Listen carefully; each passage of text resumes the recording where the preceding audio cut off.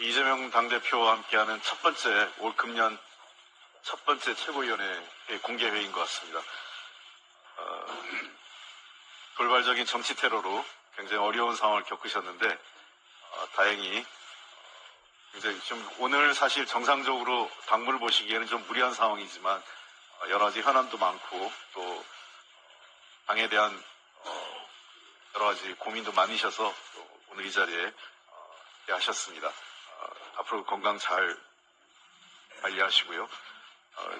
당대표가 건강하게 복귀하실 수 있도록 현장의 응급조치와 이후 수술 및 폐유 과정에서 애써주신 부산대 의료진과 서울대 의료진께 다시 한번 감사 말씀드리고요. 소방 관계자분들께도 감사의 말씀을 드립니다. 윤석열 대통령이 오는 27일부터 50인 미만 사업장까지 적용되는 중대재해처벌법을 두고 국회에 적용유예 법안 처리를 촉구했습니다. 매우 유감스럽습니다. 윤석열 대통령은 여전히 사람보다는 돈이 더 중요하신 것 같습니다. 옛말에 사람 나고 돈 나지 돈 나고 사람 나지 않았습니다. 정치는 권력이 국민의 생명과 안전을 지키는 것이 최우선입니다. 그 다음이 국민의 재산을 지키는 겁니다. 윤석열 대통령께서는 현장에서 노동자들이 어떤 위험한 환경에서 일하고 있는지 모르십니까? 아침에 가족들과 인사하고 갔다가 돌아오지 못하는 가장, 아들, 남편 있습니다. 그분들의 아픔을 아십니까? 민주당은 중대재해처벌법 유예와 관련돼서 여러 가지 얘기를 했습니다. 특히 세 가지 원칙을 반복해서 제안했는데 어느 하나 정부가 성의를 보이지 않고 있습니다. 그 어떤 준비도 없이 무응답으로 일관하며 적용유예에 관련돼서 여론몰이만 하다가 이제 불과 열흘 앞두고 2년 추가 유예 법안을 국회 보고 처리하라. 거의 일방 통보 수준입니다. 국회가 무슨 통법부입니까? 대통령 시키면 다 하는 게 국회입니까? 국회를 무시하는 대통령의 인식을 그대로 보여주고 있습니다. 언제까지 즉흥적으로 국정을 운영하실 겁니까? 대통령이 해야 할 것은 법안 처리 요구가 아니라 행정부 수반으로서 지난 2년간 아무것도 제대로 하지 못한 것에 대한 사과와 함께 실질적인 대안을 마련해 오는 것입니다.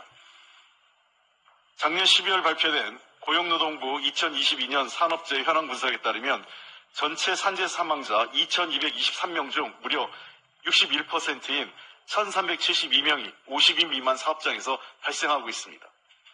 근데 그대로 유예해달라는 겁니까? 아무런 대안도 없이? 제가 여러 차례 말씀드렸습니다. 무엇보다 중요한 것은 중대재해처벌법 이행과 산업현장 안전관리감독을 책임질 산업안전보건청을 설치해달라고 얘기했습니다.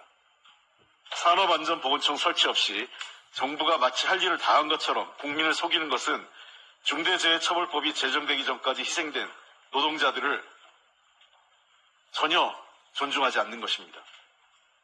지금도 전국의 산업 현장에서 사망사고와 부상으로 고통받고 있는 국민들을 실망시키고 있는 것입니다. 중대재해처벌법은 2022년 1월 27일부터 이미 2년간 50인 미만 사업장 적용 유예됐습니다. 이 기간 동안 정부는 현장에 준비를 했어야 되는데 하지 않은 것입니다. 다시 한번 분명히 강조하겠습니다. 중대산업안전보건청 연내 설치와 관련된 구체적인 계획을 가지고 오십시오. 거기서부터 이 법을 유예할지 말지를 판단하겠습니다. 경제단체들에게도 말씀드리겠습니다. 야당에게 법안 통과를 부탁하지 마시고 정부에게 산업안전보건청 설치를 촉구해 주십시오. 그게 우선입니다. 한동훈 위원장에게도 말씀드리겠습니다. 정치개혁에 대해서 연일 많은 말씀을 하고 계십니다. 정치는요, 자기가 원하는 게 있으면 상대의 원하는 것도 존중하고 경청하는 것이 중요합니다. 국회에 특권 내려놓기, 네, 맞습니다. 저희들도 동의하고 이미 관련 법안 제출했습니다. 그러려면 국민들이 많은 우려를 갖고 있는 제왕적 대통령제를 개선하는 것도 함께 수용하십시오. 5.18 전문 국회 전문에, 헌법 전문에 넣겠다고 하셨으니 그것도 같이 합시다. 아울러 기후변화, 저출생, 고령화에 따른 인구위기 등도 함께 대책도 해서 필요하면 헌법에 반영할 수 있도록 함께 논의합시다. 여전히 자신의 상관이었던 윤석열 대통령의 허락 없이는 아무것도 못합니까? 카톡 지시를 받으셔야 됩니까? 그렇게 정치 비루하게 하지 마십시오. 구질구질한 것은요, 민주당이 뭐 구질구질하다고 하는데, 지하철, 돈도 많은 분이 지하철 공채 몇십만 원 아끼려고 지방으로 주소지 이관하면서 주민등록법 위반하는 게 그런 게 구질구질한 겁니다. 한동훈 위원장님, 좀 잘하십시오. 이상입니다.